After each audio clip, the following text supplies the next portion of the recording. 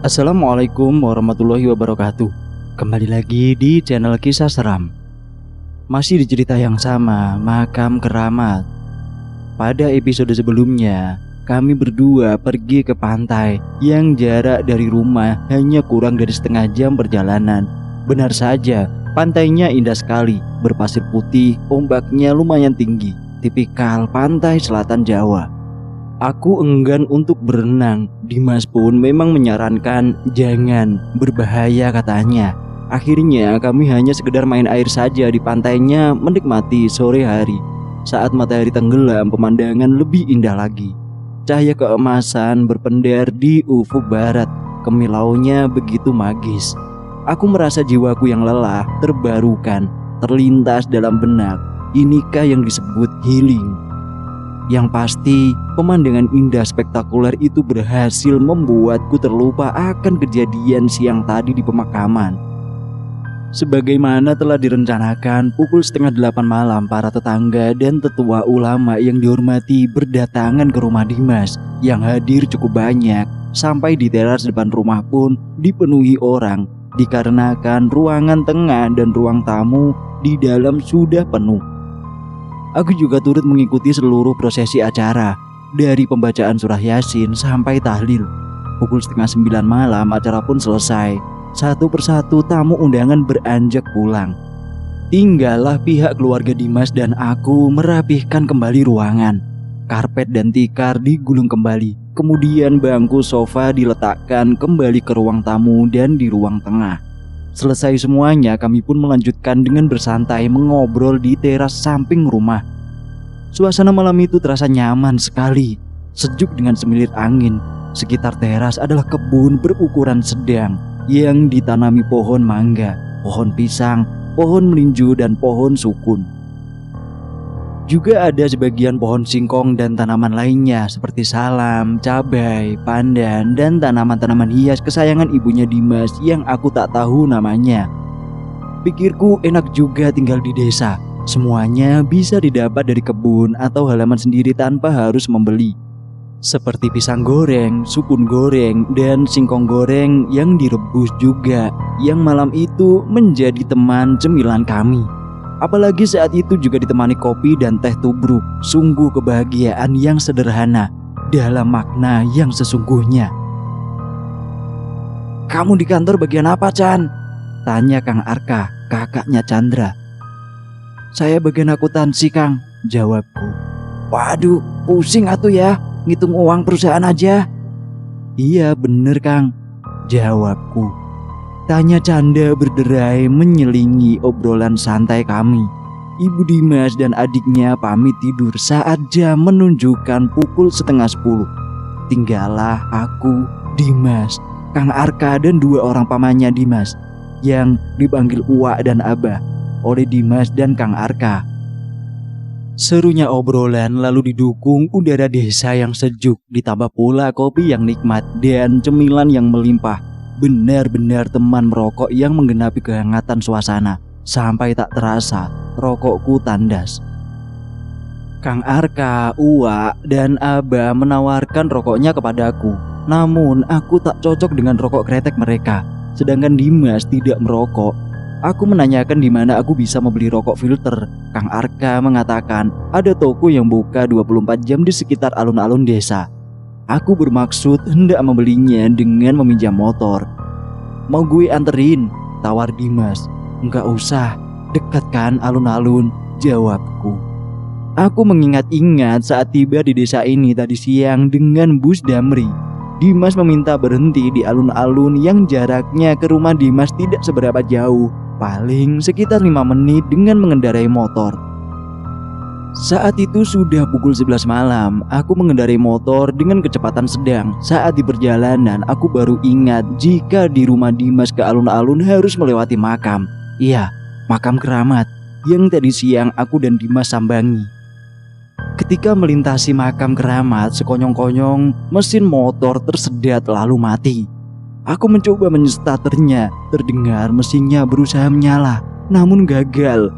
Lalu aku posisikan motor dengan standar berdiri dengan maksud hendak menyalakan dengan cara engkol kaki. Namun sia-sia juga. Alah, kenapa nih motor? Sialan banget, umpatku sendiri. Aku merogoh saku celanaku, hendak mengambil handphone untuk meminta Dimas datang membantuku. Tapi lagi-lagi sial, handphone tidak terbawa. Pasti tergeletak di meja teras. Aku memeriksa indikator bensin, masih cukup penuh. Aku membuka jok, kira-kira ada setengah tangki. Lalu aku berjongkok mengamati mesin motor. Meski sebenarnya aku tidak paham dengan permesinan. Namun setahuku jika motor mogok kemungkinan businya bermasalah, sepertinya kotor. Aduh, gobloknya gue, gelap gini, gak kelihatan di mana posisi businya. Di sekitar makam keramat itu memang nyaris gelap. Satu-satunya sumber cahaya hanya dari lampu bolam yang terangnya tidak seberapa yang dipasang di gerbang makam. Dasar goblok, goblok. Aku mengutuki diri sendiri. Suasana hening. Hanya terdengar nyanyi suara jangkrik bersautan dan gesekan daun yang dimainkan angin. Akhirnya aku mengira-ngira di mana letak busi motor dengan cara meraba bagian mesin motor.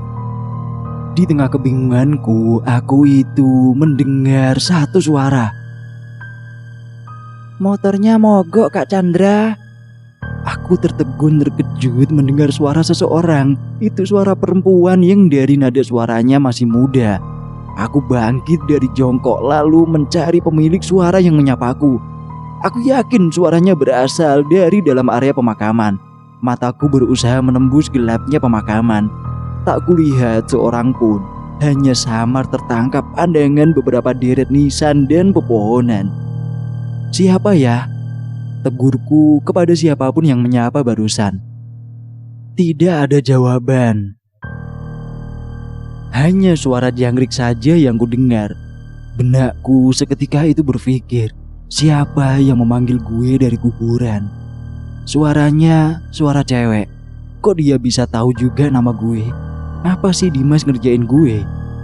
Di saat bersamaan ada motor yang sedang melaju ke arahku. Cahaya lampu depannya menyadarkanku akan kedatangannya.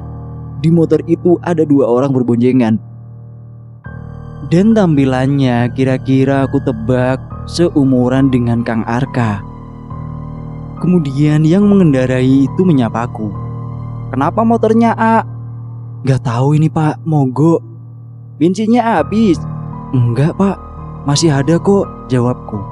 Lalu bapak itu mematikan mesin. Kemudian turun dari motornya, lantas menghampiriku.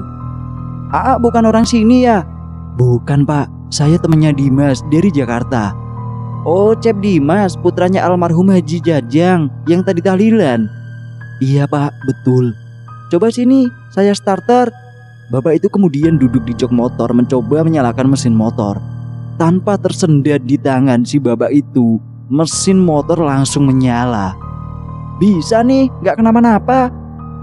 Lalu si bapak itu menyampaikan sesuatu kepadaku yang tidak masuk akal. A, kalau orang luar lewat sini, umpama naik motor atau naik mobil, klakson 3 kali, terus lempar uang receh. Ya uang receh 500 lah, gak apa-apa, sarannya. Oh gitu ya Pak, saya gak tahu. Makasih Pak bantuan sama infonya Pak, jawabku. Lalu aku teringat sesuatu. Cewek yang menyapaku, aku menoleh-nolehkan kepalaku mencarinya. Cari siapa, A? Tanya bapak itu saat melihat aku yang seperti kebingungan. Itu Pak, tadi sebelum bapak datang, kayak ada yang memanggil saya. Tapi saya lihat gak ada orangnya. Terangku sambil nyengir grogi ke bapak itu. Oh biasa, udah, biarin aja. A-nya mau kemana? Ayo barengan, ajak si bapak. Kami pun beranjak dari tempat itu. Tak lama kemudian tiba juga di alun-alun. Si bapak dengan pemboncengnya melanjutkan perjalanannya. Aku pun mendapat rokok yang aku cari dan bersiap lagi kembali ke rumah Dimas. Kali ini perjalanan menuju arah pulang ke rumah Dimas, hatiku merasa was-was. Baru kali ini aku merasa gentar akan melewati suatu lokasi. Lalu aku teringat pesan bapak yang membantuku saat motor mogok tadi. Harus menyalakan klakson dan melempar beberapa koin. Pikiranku nyeleneh menggodaku. Bagaimana jika seandainya klakson motornya tidak berfungsi atau tidak ada uang receh? Apa yang akan terjadi? Ada-ada saja, memang sesuatu yang di luar nalar logika. Saat motor mulai melalui ujung timur makam keramat yang arah alun-alun, ku nyalakan klakson motor 3 kali. Lalu ku lemparkan uang receh 500-an. Motor melaju tanpa hambatan. Mesin motor tidak menunjukkan gejala tersendat. Di ujung barat makam yang terdapat bukit kecil sebagaimana ku ceritakan yang di awal kisah. Saat aku sedang menunjukkan motor, di atas bukit itu mataku menangkap ada sesuatu yang bergerak. Tidak jelas apa yang sebenarnya aku lihat. Wujudnya seperti hewan. Namun aku tidak dapat menerka apakah itu kambing atau anjing atau bahkan harimau. Yang jelas berkaki 4, namun fisiknya lebih seperti bayangan. Lalu hewan itu bergerak ke arahku. Kejadian selanjutnya benar-benar di luar dugaan. Hewan itu melompat ke arah laju motor seolah hendak menerkamku atau sekedar menghadangku. Aku yang sedang mengendarai motor tentu saja terkejut setengah mati. Setang setir motorku oleng, namun untung saja aku bisa menguasai keadaan tidak sampai terjatuh. Sedangkan hewan yang barusan melompat ke arahku tidak ada, hilang sama sekali. Aku menarik gas motorku dengan ngebut. Aku hanya ingin segera mungkin sampai di rumah Dimas. Syukur sampai juga aku di rumahnya dengan selamat. Saat itu waktu sudah menunjukkan pukul 11:30 malam lewat. "Dari mana lo? Kok lama? Kesasar lu?" tanya Dimas bertubi-tubi. "Kagak, hanya itu yang ku jawab ke Dimas. Aku sengaja tidak bicara banyak dulu.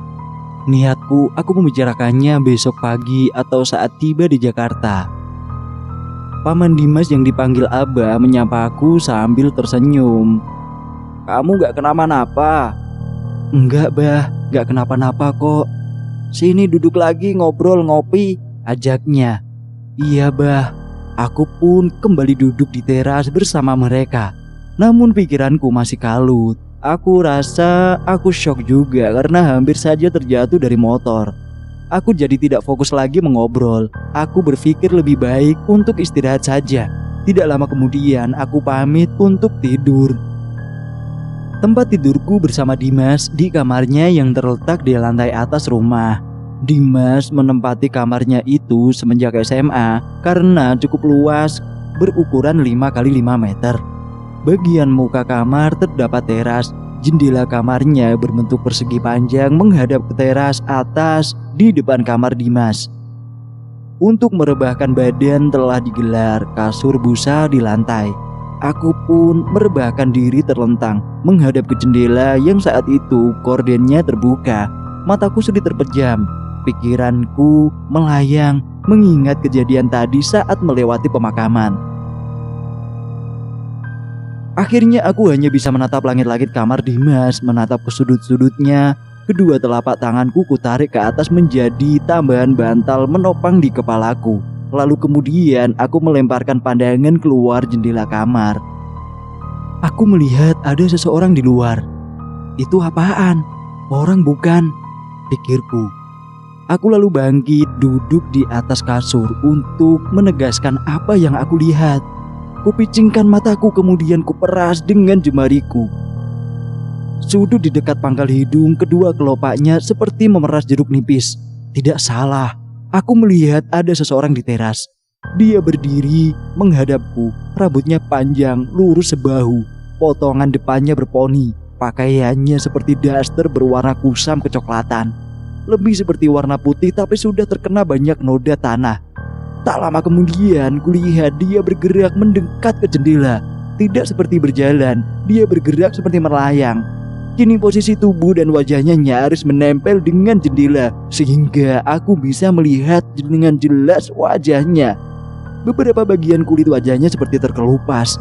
Kedua bola matanya yang besar itu hitam semua. Dan yang lebih ganjil lagi, dia berkumis dan berjenggot. Ya ampun, ini makhluk apa? Seumur-umur aku baru melihat yang begini. Lalu dia mengetuk permukaan kaca jendela dengan jemarinya. Aku menatapnya dengan tegang, tubuhku gemetaran. Aku ingin bertanya, "Kamu siapa?" Tapi lidahku keluh. Aku mendefinisikan apa yang aku rasa. Ya, aku takut sekali. Sial, mati-matian aku mencoba berteriak hingga akhirnya, "Tolong!" Kalimat itulah yang mampu keluar dari mulutku. Tiba-tiba pintu kamar ada yang membuka dari luar. Itu Kang Arka, Dimas bersama Uwak dan Abah. "Lu kenapa, Chan?" tanya Dimas dengan setengah membentak. Mereka bertiga menyeruak masuk ke kamar. Dimas menggoyang-goyang bahuku. "Hei, kenapa lu, Chan?" Itu gue ngelihat ada sesuatu di luar," kataku sambil gemetaran dengan menunjuk jendela. Kang Arka, Dimas, Uwak, dan Abah serentak menengok ke jendela. Tidak ada siapapun anehnya, dan memang aku juga tidak melihat lagi. Apa yang baru saja aku lihat sebelum Dimas dan pamannya datang hilang begitu saja. Uwak membuka pintu akses ke teras. Dia keluar. Kang Arka dan Dimas mengikuti. Lalu mereka masuk kembali. "Nggak ada siapa-siapa," kata mereka memastikan. Abah berkata sesuatu. "Jelma." Bahasa Sunda artinya bukan manusia. Lalu kami semua ke ruang tengah. Tampak ibu dan adik Dimas pun turut terbangun. Kejadian yang menimpaku membuat seisi rumah geger. Setelah aku sudah lebih tenang, Abah dan Uwak menanyakan apa yang terjadi sebenarnya. Akhirnya Dimas menceritakan perihal sejak tadi siang di pemakaman keramat itu. "Oh, pantesan," kata Abah. Abah ini juga termasuk sesepuh ulama yang dihormati di kampung Dimas. Penampilan sehari-harinya selalu bersarung, berbaju koko, berkopiah, dan berkalung sorban. Abah lalu menanyakan kepada ibunya Dimas, apakah ada telur ayam kampung. Lalu ibunya Dimas memberikannya. Lalu Abah membacakan doa-doa yang lumayan panjang. Aku melihat peluhnya sampai bercucuran. Kemudian telapak tangannya didekatkan kepala telur itu seperti memasukkan sesuatu. Kemudian ia meniup telurnya. "Besok kamu kubur telur ini di pemakaman, dibungkus kain putih ya," katanya. "Udah, gak apa-apa, sekarang mah udah aman," katanya sambil tersenyum kepadaku. Lalu dia menepuk-nepuk pundakku. "Lain kali kalau ke tempat baru jangan gegabah, jangan sompral ya," katanya. Sompral artinya sombong. "Iya bah, enggak lagi-lagi bah, ampun saya bah." Selesai. Terima kasih sudah mendengarkan ceritanya. Buat kalian yang belum subscribe di channel ini, saya ingatkan untuk subscribe channel ini dan nyalakan tombol notifikasinya agar kalian tidak ketinggalan cerita-cerita terbaru dari channel ini. Inti dari cerita di atas adalah kalau kalian sedang berkunjung di tempat baru atau yang belum kalian kenal, kalian tidak boleh gegabah, apalagi di tempat-tempat keramat seperti macam itu. Karena makhluk gaib itu memang ada dan kita berdampingan dengannya. Kita juga harus menghormati keberadaannya. Sampai jumpa di kesempatan berikutnya. Assalamualaikum warahmatullahi wabarakatuh.